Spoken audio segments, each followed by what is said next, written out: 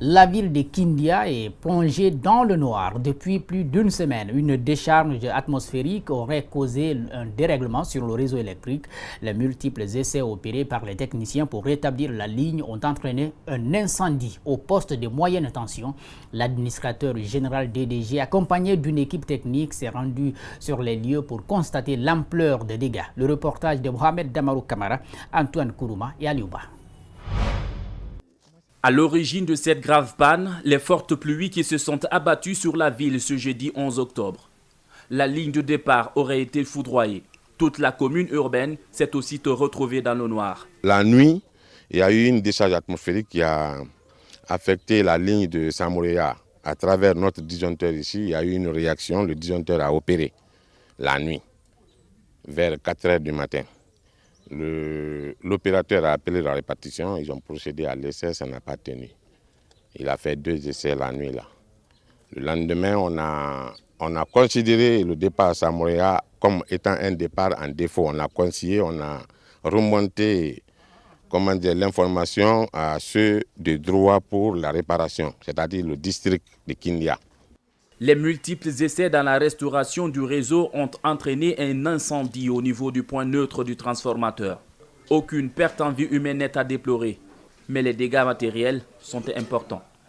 Le dégât est très énorme parce qu'on a perdu des cellules dans la salle de moyenne tension, là où il y a les différents départs. On a perdu au moins 4 départs, plus la travée et les tétés. Donc il y a même un transfo qui est en soupçon. Abdel Diatou, l'administrateur général DDG, était présent sur les lieux. Des dispositions ont été prises. Nous avons pris les dispositions déjà dès le matin, à savoir le remplacement de ces cellules, de ce jeu de barre moyenne tension que nous allons acheminer de notre magasin de Amdallah à Conakry. Et ensuite, sur le plan opération, nous avons aussi pris les dispositions pour assurer une grande partie de secours de la ville à partir de la ligne qui est issue de la centrale de Donker. Sur l'attente, une planification de secours a été envisagée. Ces interventions devraient permettre au poste d'assurer 50% de la desserte sur l'ensemble de la ville. Les responsables des sociétés d'eau et d'assainissement du continent africain ont entamé une formation de 3 jours à Conakry hier lundi. Cette formation vise à renforcer leur capacité managériale afin qu'ils maîtrisent le rôle d'un manager, pouvoir mettre en place un système de gestion organisationnelle, entre autres. Malik Sangiana Kamara, Ibrahim Assouma. Cette formation dénommée Masterclass s'inscrit dans le cadre du renforcement des capacités techniques et managériales des décideurs du secteur d'eau d'Afrique. Pendant 3 jours, ces directeurs généraux ou directeurs généraux adjoints des sociétés d'eau venus de différents pays du continent vont suivre le déroulement des thématiques liées au thème « Comment rendre dynamique leur entreprise pour mieux satisfaire les populations ». Ce qui est visé après la formation, c'est justement pour donner les meilleures aptitudes de gestion, les meilleures aptitudes de communication, les meilleures aptitudes de management à nous les décideurs, que ce soit les directeurs généraux adjoints, les présidents des conseils d'administration et autres, pour pouvoir vraiment implémenter à leur entité les meilleures pratiques de gestion pour pouvoir donner les meilleures attitudes dans leur vécu de tous les jours. Vous savez, nous gérons des ressources humaines à la base. Quand je prends l'exemple de la SEG, nous ne faisons pas moins de 1000 travailleurs repartis dans les différentes villes de notre pays. Donc il serait absolument utile que nous ayons déjà nous-mêmes, que nous sachions comment gérer le personnel, comment s'en sortir, comment leur donner les meilleurs atouts pour pouvoir rendre heureuse cette population. La tenue d'une telle rencontre, selon les participants, est d'une importance capitale. Pour le directeur de l'Office national de l'eau et d'assainissement du Burkina Faso, nouvellement nommé à son poste, les notions reçues au cours de cette formation lui permettront de bien diriger son service. Et en tant que nouveau directeur, j'ai besoin des outils qui seront développés ici pour vraiment conduire le changement au niveau de mon entreprise. Ce que je compte tirer comme profit, c'est l'expérience de ceux qui vont présenter au niveau de cet atelier. L'Association africaine de l'eau a pour mission de développer des programmes, aider ses pays membres à améliorer leurs performances. Ensuite, créer des conditions favorables pour encourager et partager les connaissances et la mise en réseau des professionnels du secteur de l'eau. Je vous le disais dans les titres, la grève déclenchée par le syndicat libre des enseignants et chercheurs de Guinée reste toujours maintenue. Aucune véritable négociation n'a commencé. Gouvernement et syndicats restent chacun campé sur sa position. Le ministre de l'Éducation nationale et de la Recherche scientifique, lui, poursuit sa tournée dans les écoles de la capitale. Du constat qu'il fait sur le terrain, les cours reprennent progressivement. Mariam Fodé Camara et Ibrahima Souri 5 Souma sur les pas du ministre. Depuis le 3 octobre, c'est ce lundi que le lycée 2 octobre, situé dans la commune de Kaloum, a accueilli ses premiers élèves. Le proviseur fait le point. Ce matin, on a une centaine d'élèves. Voilà, contrairement à la semaine passée où il n'y avait pratiquement pas d'élèves. Voilà, c'est-à-dire que la sensibilisation est en train de porter fruit. Les enfants ont pris conscience parce qu'ils viennent à l'école pour eux-mêmes. Il faudrait qu'ils le sachent. Ce message, ce matin, on l'a véhiculé. Les enfants, en tous les cas, commence à répondre. Au lycée 1er mars, 14 enseignants sur 23 programmés ont répondu présents. Selon le proviseur du lycée, depuis le 3 octobre dernier, il reçoit progressivement les élèves qui sont aussi occupés par les enseignants. À la date d'aujourd'hui, ce lundi 15 octobre 2018, la fréquentation d'aujourd'hui m'enchante à plus d'un titre.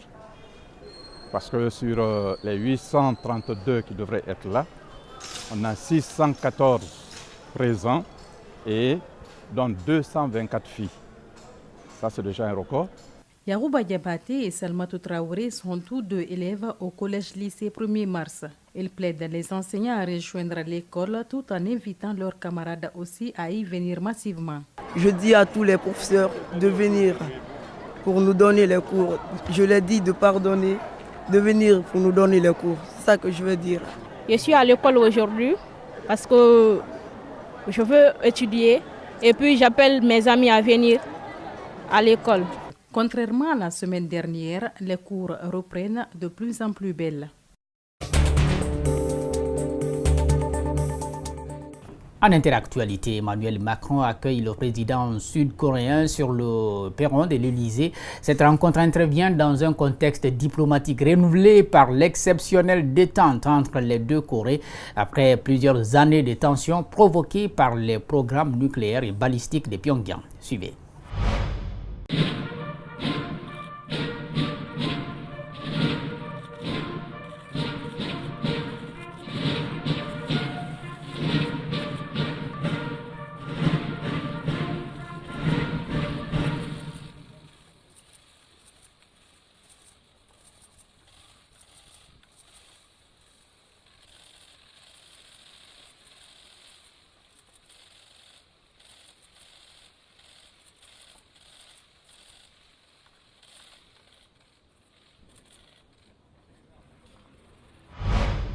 À quelques mois à peine du Brexit et de la tenue d'un sommet important le 17 octobre, une grande incertitude plane encore sur les relations commerciales futures de la Grande-Bretagne avec ses voisins les plus proches. Dans les ports du Royaume-Uni, les résidents et les entreprises se préparent du mieux qu'ils le peuvent, espérant pouvoir profiter de nouvelles opportunités. Suivez. New Haven, sur la côte sud de l'Angleterre. Le premier ferry de France arrive au port. Et chez June Bradbury, on prépare le petit déjeuner pour les invités. Une famille allemande venue d'outre-Manche. Elle loue sa chambre d'amis sur Airbnb depuis 2016. Sa réponse à elle, à la décision du Royaume-Uni de quitter l'Union européenne. C'est devenu une merveilleuse porte ouverte sur l'Europe. Et ça ressemblait beaucoup à un antidote. Et c'est comme ça que je l'ai pris. Je disais aux gens, c'est mon antidote au Brexit. Dans les villes côtières d'outre-Manche, beaucoup se demandent quelles seront les conséquences du Brexit sur leur lien avec le vieux continent. Holyhead, au Pays de Galles, est le port britannique le plus proche de Dublin. Les camions qui arrivent d'Irlande préfèrent souvent prendre la route à travers l'Angleterre pour rejoindre la France plutôt que prendre la mer, plus long. Mais une nouvelle route maritime directe, reliant Dublin au continent, est à l'étude, au cas où le Brexit compliquerait la circulation des marchandises via le Royaume-Uni. Le port d'Holyhead perdrait son utilité, mettant en péril des centaines d'emplois. Nous n'avons aucune information. On ne sait pas ce qui va se passer quand on ira à Douvres. On ne sait pas quand on va en France ce qui se passera à notre retour au Royaume-Uni. Même ici, quand on vient chercher nos remorques au port, nous n'avons aucune idée de quelle sera la procédure à suivre. Mêmes inquiétudes à Douvres, premier port de la Manche. Le conseil municipal a conclu que si les nouveaux contrôles douaniers retardaient ne serait-ce que quelques minutes chaque camion, les bouchons de milliers de camions s'étendraient sur des kilomètres. Mais la situation peut être propice pour d'autres. À Immingham, au centre-est de l'Angleterre, le Brexit pourrait profiter à son petit port. Nous sommes très optimistes quant à l'avenir. S'il y a des retards supplémentaires, à la douane, cela posera des problèmes, en particulier pour les ports du sud-est comme Douvres, où l'espace terrestre est très restreint. Et cela entraînera des files d'attente supplémentaires pour leur trafic. Ici, nous avons de la place pour mieux gérer l'espace afin d'éviter les files d'attente. Les villes portuaires britanniques espèrent y voir plus clair rapidement, mais les négociations entre Londres et Bruxelles n'ont pas encore abouti à un accord.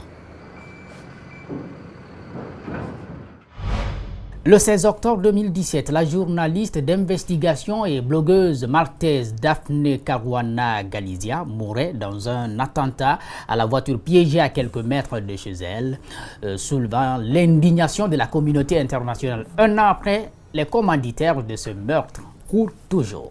Suivez. Tania vient tous les mois fleurir le mémorial dédié à Daphne Caruana Galizia, une journaliste d'investigation maltaise tuée dans un attentat à la voiture piégée le 16 octobre 2017. Aujourd'hui, elle n'a qu'un mot à la bouche, justice. Les 3 suspects sont certes sous les verrous et leur procès devrait bientôt commencer, mais le commanditaire, lui, n'a toujours pas été identifié. Si la personne qui est responsable de cet acte est identifiée, alors peut-être que nous arriverons à être en paix, car nous verrons que la justice a fonctionné. Trafic d'essence, Panama Papers, corruption, blanchiment d'argent, Daphne enquêtait sur tous les sujets qui fâchent, et notamment au plus haut niveau de l'État maltais. Manuel Delia, blogueur et ami de Daphne, continue le combat, malgré les menaces et les accusations de trahison. La démocratie est en panne ici. L'état de droit ne prévaut pas. Les institutions sont totalement cooptées et elles appartiennent au gouvernement. Et le gouvernement est aux mains de gens qui n'ont que le pouvoir et le profit en tête. L'enquête aurait révélé des liens entre l'un des suspects et le ministre maltais de l'économie qui nie toute implication. L'opposition, elle, a décidé de monter au créneau. Nous n'avons pas juste perdu Daphne, nous avons perdu une journaliste d'investigation, nous avons perdu une voix qui était tellement importante pour notre démocratie. Si Daphne n'est plus, ses enquêtes, elles, sont bien vivantes. Un groupe composé de 18 médias du monde entier a décidé de poursuivre le travail de la journaliste sous le nom de Projet Daphne, et la mobilisation ne s'est pas arrêtée là. Offshoot of civil society called Occupy Justice. Il y a un groupe de femmes qui s'est créé sous le nom de Occupy Justice. Ce sont des femmes très déterminées, pas des idiotes, qui ont eu le courage de dire au Premier ministre qu'elles n'avaient pas peur de le dénoncer. C'est sans précédent. Elles ont puisé leur courage en Daphne. It's unprecedented. They took courage from Daphne. La famille de la journaliste a demandé l'ouverture d'une enquête indépendante pour établir si sa mort aurait pu être évitée. Une requête que le gouvernement maltais n'a toujours pas acceptée à ce jour. Voilà qui met fin à cette édition d'information. Derrière les caméras, Mohamed Aloussen Kamara, Bafata Sano et à gérer le son. Je vous souhaite du plaisir en compagnie des programmes d'Espace TV. Au revoir.